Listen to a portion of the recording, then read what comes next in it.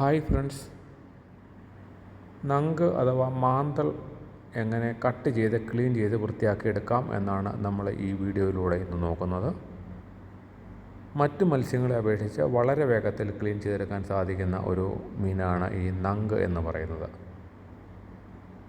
പൊതുവെ ആളുകൾ ഈ നങ്ക് മീൻ ഉപയോഗിക്കുന്നത് ഫ്രൈ ചെയ്ത് കഴിക്കാൻ വേണ്ടിയാണ്. വളരെ ടേസ്റ്റുള്ള ഒരു മീനാണ്. പിന്നെ ഇതിൻ്റെ മറ്റൊരു പ്രത്യേകത എന്ന് പറയുന്നത് വേസ്റ്റ് തീരെ കുറവാണ് എന്നുള്ളതാണ്.